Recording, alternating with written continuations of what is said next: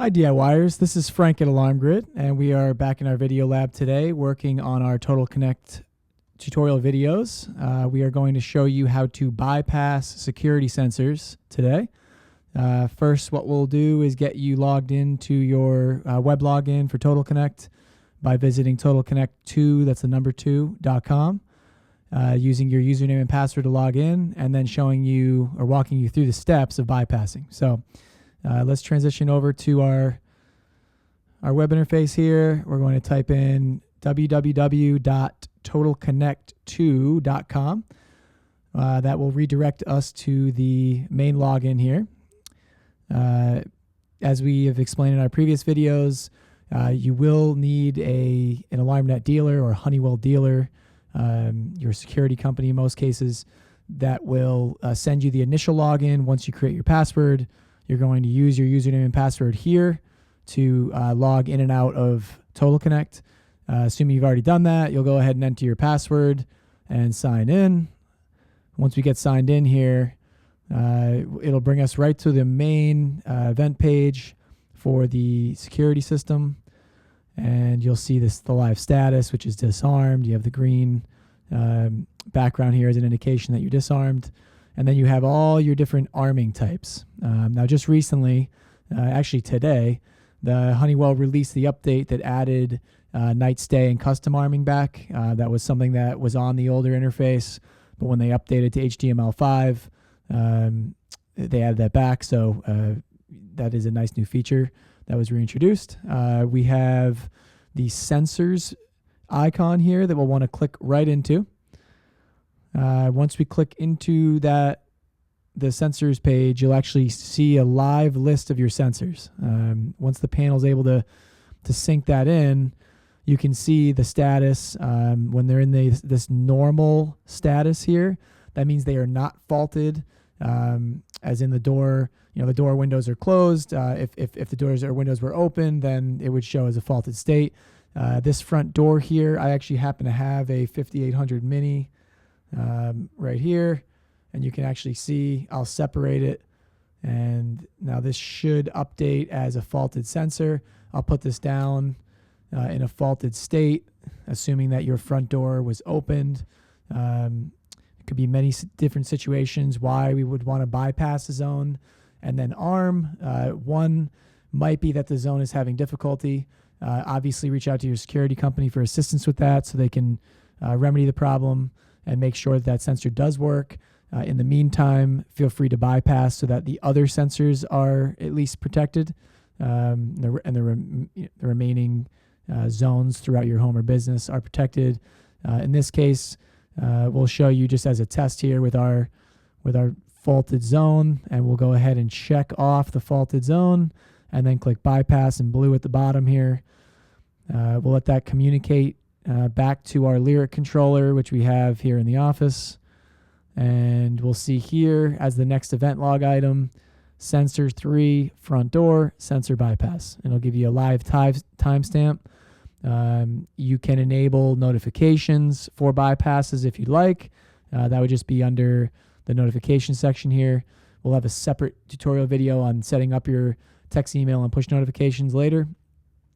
For now, I just wanted to show you how to bypass. Once this is bypassed, there is no way to unbypass a bypass zone besides arming and then disarming. So if you have a bypass zone and you don't want that zone to be bypassed the next time you arm, then what you'll want to do is go ahead and arm and disarm. So we can hit the X here to get back to our front end security interface. You'll notice that when you hit arm away or arm stay, it's in that bypass state. The sensor 3 is showing as bypassed. And if we hit arm stay bypass, it will arm the system, eliminating the status of this front door. So I could open and close that front door as many times as I want and arm the system with it opened, and it won't matter, and it will not be protected, which is why it shows arm stay bypass here.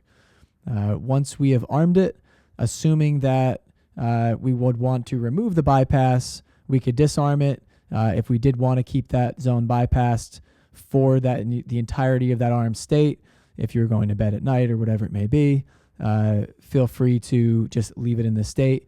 Otherwise, if you disarm, Once the disarm command gets sent to the panel, you'll actually see that log here, and then you'll see the bypass cleared, meaning that the system has restored the bypass, and now that sensor is in a normal state, which it's still going to show faulted on my end because I had it open. But as soon as I close this contact together, you'll then see the status here actually show up. It should update here and jump over to normal sensors as soon as this magnet is actually seen by the contact. So that might take a moment. There it goes. So now we have normal sensors. Everything is in a normally closed or in a non-faulted closed state. If we were to open again, you'd see you'd actually see this sensorless update. You may notice that on the live bypass and sensor statuses, it may take about 10-15 seconds to update in some cases, depending on your Wi-Fi speeds, or especially if you're on a cellular-only communication path. Cell is inherently a bit slower than Wi-Fi. And again, we could now bypass this again if we wanted to, but now that we know how to bypass, we're not going to get into that. That is how you would bypass a security sensor on your alarm system.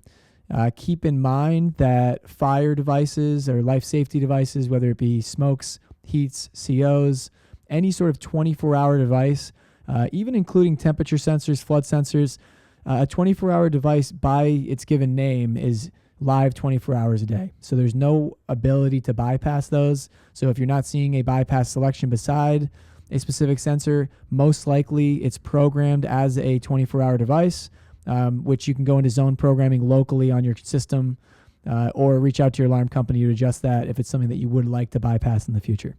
If you have any questions on bypassing sensors on your alarm system, please reach out to us at support@alarmgrid.com with any questions. And if you have any future needs on your Honeywell security systems, please reach out, and please subscribe to our channel here, and also like this video if you find it to be useful. If there's anything else we can help you with, you can email us at support@alarmgrid.com. Thanks.